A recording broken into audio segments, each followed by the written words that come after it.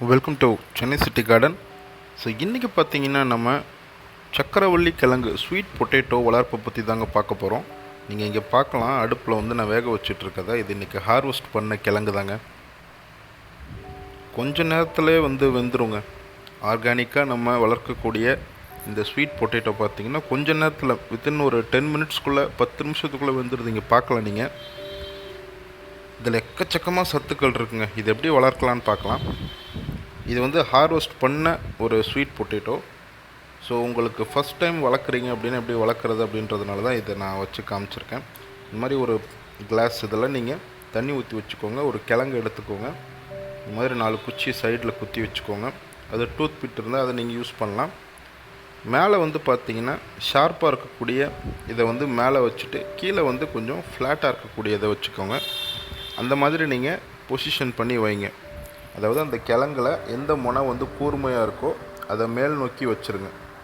வச்சுட்டு இந்த கிழங்கு நீங்கள் தண்ணியில் அப்படியே போட்டுருங்க, இந்த மாதிரி டூத் பிட் வச்சுட்டு. ஸோ இது வந்து பார்த்திங்கன்னா அதோட பூக்கள் தான் நீங்கள் பார்க்கலாம். உங்களுக்கு வந்து ஒரு 2-3 ஃபேக்ட் சொல்கிறேன். இந்த ஸ்வீட் பொட்டேட்டோ சக்கரவள்ளி கிழங்கானது ஒரு பூ வகையை சேர்ந்ததுங்க. இது மற்ற கிழங்கு வகைகளை சேர்ந்ததில்லை. இப்போ நான் காமிச்சேன் இல்லையா பூ, அதோட பூ தான். அது வந்து ஒரு மார்னிங் க்ளோரி அப்படின்னு சொல்லக்கூடிய ஒரு பூ வகை. ஸோ அதோட ஃபேமிலி தான் இந்த சக்கரவள்ளி கிழங்கானது. இப்போ நம்ம வந்து அதோட ஹார்வெஸ்ட் பார்க்குறோம். இங்கே பாருங்கள், இதை நான் நேற்று தாங்க ஹார்வெஸ்ட் பண்ணேன். எப்போவுமே இந்த ஹார்வெஸ்ட் டைம் ரொம்ப ஹாப்பி டைம், ஒரு சந்தோஷமான நேரங்க. அதுவும் முக்கியமாக இந்த கிழங்குகளை பார்க்கும்போது பார்த்திங்கன்னா ரொம்ப ஹாப்பியாக இருக்கும். ஏன்னா இது மண்ணுக்கு உள்ளே இருக்கிறதுனால நம்ம எடுக்க வந்து கிழங்கு வர்றதை பொறுத்து நமக்கு பார்க்கவே ரொம்ப ஆர்வமாகவும் இருக்கும். எவ்வளோ கிழங்கு இருக்குதுன்னு பார்க்குறதுக்கு கொஞ்சம் நமக்கு ஒரு இன்ட்ரெஸ்ட் இருக்கும். ரொம்ப ஈஸியாக இதை வளர்க்கலாங்க. நான் நிறைய நண்பர்களுக்கு நான் சொல்லிகிட்ருக்கேன், நீங்கள் மற்ற காய்கறி செடிகள் வளர்க்குறதோட இதுவும் சேர்த்து வளர்த்துக்கோங்க அப்படின்னு சொல்லியிருக்கேன். ஒரு 4 மாதத்தில் 3லேருந்து 4 மாதத்துக்குள்ளே உங்களுக்கு கிழங்கு அறுவடை கிடச்சிருங்க. இந்த மாதிரி ஒரு 15க்கு 15 இருக்கக்கூடிய க்ரோ பேக்கில் நீங்கள் செடி ஊண்டி வச்சிங்கன்னா போதும். பாருங்கள், கிழங்கு வந்துக்கிட்டே இருக்குது. செடி எப்படி தயார் பண்ணுறதுன்னு கண்டிப்பாக கூடிய சீக்கிரம் ஒரு வீடியோ போடுறேன். நான் முதல்ல எடுத்தோன்னே உங்களுக்கு காமிச்சேன் இல்லையா, ஒரு பிளாஸ்டிக் இதில் தண்ணி ஊற்றி வச்சுருந்தேன். அதில் கிழங்கை வந்து இந்த மாதிரி டூத் பிட் வச்சு குத்தி வச்சுருந்தேன் இல்லையா, அந்த மெத்தட் ஃபாலோ பண்ணிங்கனாலே அதில் நிறைய வேர் விட ஆரம்பிக்கும், சைடில் செடி வளர ஆரம்பிக்கும். அதை நம்ம கட் பண்ணி செடியாக நீங்கள் இந்த மாதிரி ஒரு க்ரோ பேக்கில் ஊண்டி வச்சுட்டா போதுங்க. அது கிட்டத்தட்ட ஒரு 4 மாதத்தில் நல்லா செடியும் நல்லா வளர்ந்துருக்கும். உள்ளே வந்து பார்த்திங்கன்னா இங்கே பாருங்கள், கிழங்குகளை பாருங்கள். இந்த மாதிரி கிழங்குகள் வச்சிரும். எவ்வளோ பெரிய கிழங்கு பாருங்கள். ஆல்ரெடி நான் ஸ்வீட் பொட்டேட்டோஸ் வீடியோ போட்டிருந்தேன் நான். இது வந்து பார்த்திங்கன்னா நேற்று ஹார்வெஸ்ட் பண்ணது அப்படின்றதுனால உங்கள்கிட்ட இந்த வீடியோவை காமிக்கலாம் அப்படின்னு தோணுச்சு. இது வரைக்கும் பண்ணாதவங்களுக்கு ஒரு இன்ட்ரெஸ்ட் வரும் இந்த ஹார்வெஸ்ட் பார்க்கும்போது. நான் வந்து ரெகுலராக ஹார்வெஸ்ட் எடுத்துகிட்ருக்கேங்க. இது உருளைக்கிழங்கு மாதிரி ஒரு சீசனில் வளரும், இன்னொரு சீசனில் வளராது அப்படிலாம் கிடையாதுங்க. த்ரூ அவுட் தி இயர், வருஷம் முழுவதும் நல்லா வளரும். ஸோ அதனால் நீங்கள் தாராளமாக இந்த செடியை வளர்க்கலாம். நீங்கள் என்ன பண்ணணுன்னா, நீங்கள் மார்க்கெட்டுக்கு போய் இன்றைக்கி போகிறீங்கன்னா இந்த ஸ்வீட் பொட்டேட்டோ கண்டிப்பாக இருக்கும். இதை ஒரு 4 கிழங்கு வாங்கி வச்சுக்கோங்க. வாங்கி வச்சுட்டு நான் சொன்ன மெத்தடில் வேர் வர வச்சு அதை கட் பண்ணி செடியாக ஊண்டி வச்சுருங்க. இந்த மாதிரி ஒரு பேக்கில் ஒரு 3லேருந்து 4 பேக் இந்த மாதிரி 15க்கு 15 உள்ள பேக்கில் போட்டு வச்சுக்கோங்க. சாயில் மிக்ஸ் வேறு எதுவும் இல்லைங்க. cocopeat 50%, 40% எரு இருந்தால் எரு சேர்த்துக்கோங்க. ஒரு 10% மட்டும் சாயில். இதுதான் சாயில் மிக்ஸு. இதில் அந்த மாதிரி செடியை ஊண்டி வச்சுருங்க.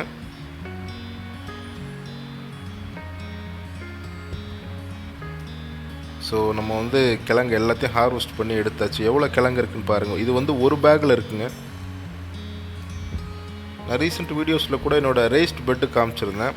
அதில் ஃபுல்லாக இருக்குது இந்த சக்கரவள்ளி கிழங்கானது, செடியானது. கண்டிப்பாக அதோட ஹார்வெஸ்ட்டும் உங்களுக்கு செப்பரேட்டாக ஒரு வீடியோ போடுறேன். ஏன்னா அதில் எக்கச்சக்கமான கிழங்குகள் இருக்குது. இது பாருங்கள், ஒரே ஒரு பேக்கில் இவ்வளோ கிழங்கு. அப்போ அந்த இடத்துல எவ்வளோ கிழங்குகள் இருக்கும். இதில் எக்கச்சக்கமான சத்துக்கள் இருக்குங்க. அதை மட்டும் ஞாபகம் வச்சுக்கோங்க. நார் சத்து ரொம்ப அதிகமாகவே இருக்குது. தாராளமாக நம்ம இந்த மாதிரி ஹார்வெஸ்ட் அடிக்கடி எடுக்கும்போது பார்த்திங்கன்னா நமக்கு ஸ்நாக்ஸ் மாதிரி இதை தாராளமாக அடிக்கடி இதை சாப்பிட முடியும். சத்தான உணவும் கூட. இவ்வளோ ஈஸியாக ஒரு செடி வளர்க்க முடியுமான்றது எனக்கு ஃபஸ்ட்டு இதை வளர்க்கும்போது ஆச்சரியமாக இருந்துச்சுங்க. ஸோ நம்ம எல்லாத்தையும் எடுத்தாச்சு கிழங்குகளை. இப்போ நான் திரும்ப வந்து அந்த மண்ணை அந்த க்ரோ பேக்லேயே கொட்டிடுறேன். ரீபாட்டிங் பாருங்கள் எவ்வளோ ஈஸின்னு சொல்லிட்டு. அதாவது இந்த மண்ணை திரும்ப அதிலே கொட்டிட்டு நம்ம செடி எடுத்தோம் இல்லையா, அந்த செடியை திரும்ப ஊண்டுனா போதும். திரும்ப ஒரு 4 மாதத்தில் நமக்கு இதே மாதிரி கிழங்குகள் கிடைக்குங்க. ஸோ நீங்கள் கேப் எப்படி மெயின்டைன் பண்ணலாம் அப்படின்னா, ஒரு 4 க்ரோ பேக் எடுக்கிறீங்கன்னா ஃபஸ்ட் மந்த்து ஒரு க்ரோ பேக்கில் கிழங்குகளை விதைச்சி வைங்க அந்த செடிகளை. அதுக்கு அடுத்த மந்த்து செகண்ட் க்ரோ பேக்கில். ஸோ 4 மந்த்துக்கும் ஒரு க்ரோ பேக்கில் புதுசாக செடி ஊண்டி வச்சிங்கன்னா ஹார்வெஸ்ட் டைமும் நீங்கள் மந்த்லி ஒன்ஸ் ஒரு பேக்லேருந்து எடுக்க முடியுங்க. ஸோ அந்த விதத்தில் உங்களுக்கு ரெகுலராக ஹார்வெஸ்ட் கிடச்சிட்ருக்கும், அறுவடை கிடச்சிட்ருக்கும். ஸோ இங்கே பாருங்கள், நம்ம மண்ணிலேருந்து எல்லாத்தையும் எடுத்த அப்புறம் திரும்ப அந்த செடிகளை ஊண்டி வைக்கிறேன். நீங்கள் பார்க்கலாம், இவ்வளோதாங்க ப்ரொசீஜர். திரும்ப வந்து ஊண்டி வச்சுட்டா போதும். உரம் வேணால் நீங்கள் கொஞ்சம் சேர்த்துக்கோங்க, எரு வேணால் கொஞ்சம் சேர்த்துக்கோங்க. கிழங்குகள் இன்னும் நல்லா வளரும். ஸோ இதை நம்ம கழுவிக்கலாங்க. நான் திரும்பவும் சொல்கிறேன், இது வந்து ரொம்ப ஈஸியாக வளர்க்கக்கூடியது. நீங்கள் வளர்க்குறீங்க அப்படின்னா கமெண்ட்டில் மென்ஷன் பண்ணுங்கள். நீங்கள் பாருங்கள், இப்போது அலசினப்புறம் அதோட கலர் பாருங்கள், அந்த பிங்க் கலரை.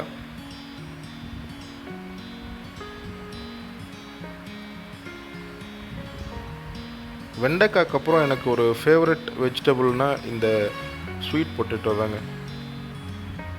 ஏன்னா ரொம்ப ஈஸியாக வளர்க்குற மெத்தட் வந்து பார்த்திங்கன்னா ரொம்ப எளிதானது. அதாவது நான் பிடிக்கும்னு சொல்கிறேன்னா, அதாவது வளர்க்குறதுக்கு ரொம்ப ஈஸியாக இருக்கக்கூடிய ஒரு செடி வகை. ஸோ அந்த விதத்தில் எனக்கு வந்து இந்த ஸ்வீட் பொட்டேட்டோ ரொம்ப பிடிக்குங்க. ஸோ நீங்களும் வளர்க்குறீங்கன்னா கமெண்ட்டில் மென்ஷன் பண்ணுங்கள். இது வரைக்கும் வளர்க்காதவங்க தயவுசெய்து வாங்கி வளர்த்து பாருங்கள். வளர்த்துட்டு எனக்கு வந்து சொல்லுங்கள் கமெண்ட்டில். ஸோ இதுதான் பார்த்திங்கன்னா சக்கரவள்ளி கிழங்கு வளர்க்கும் முறை.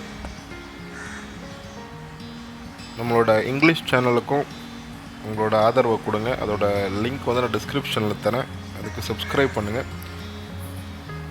ஸோ தேங்க்யூ ஃபார் வாட்சிங் திஸ் வீடியோ. தேங்க்யூ.